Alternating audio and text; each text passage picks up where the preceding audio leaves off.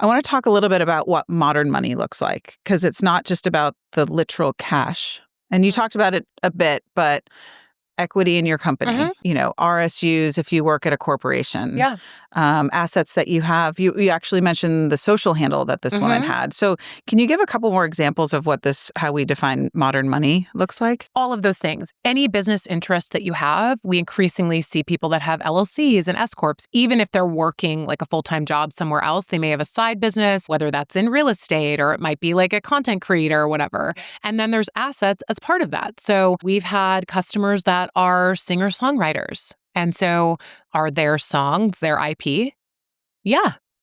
We have technology executives that come through that have patents, people that come through that have, various intellectual property ownership. So it's a full range and a comprehensive sort of spectrum of what money is. A prenup is not just about money. A prenup is about the things that you care about.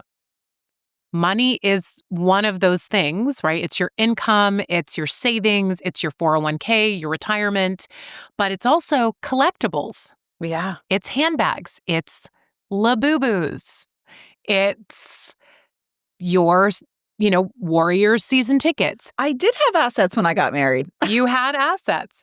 And again, we think about this as you're not planning for you today.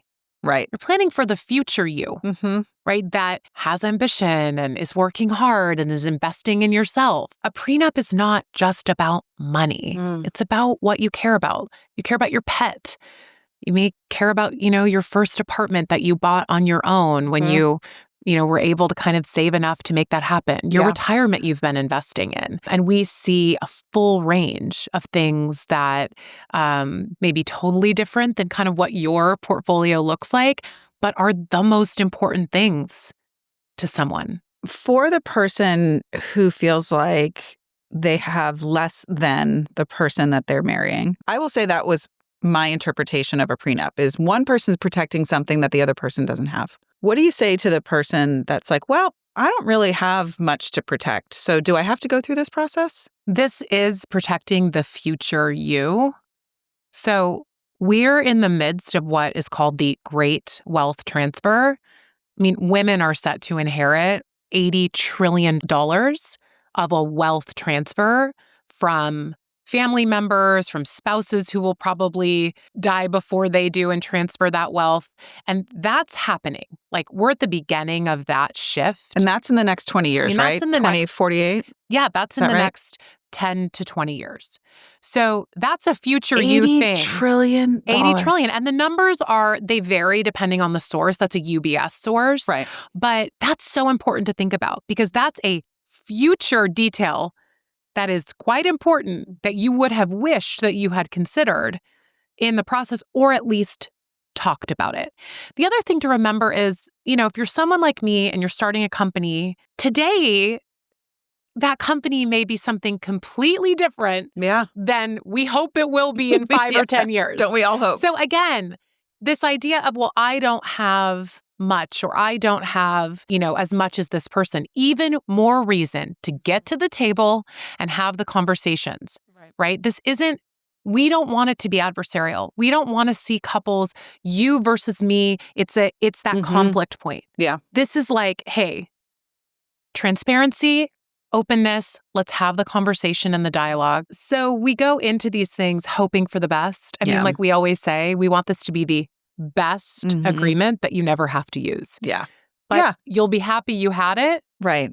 If you do have to use it.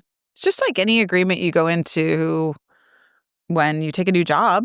You sign a contract when you take a new job. And that is it's different because there's not emotion tied to it.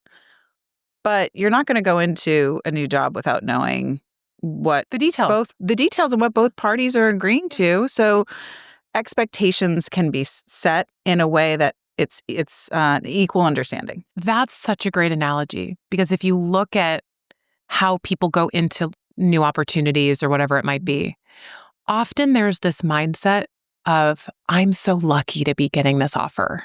Oh, totally. I'm so fortunate. I better not rock the boat. Yes. And so I worry that are people like fully reading what the agreement Yeah. says? Are they negotiating? Always negotiate. Yeah. And so that just goes back to, again, those ingrained views about money, almost like, am I worth it? Are they going to change their mind about me if I show up advocating for myself? All of these things like ingrained in us. What does it mean to be someone who asks for more, who expects more?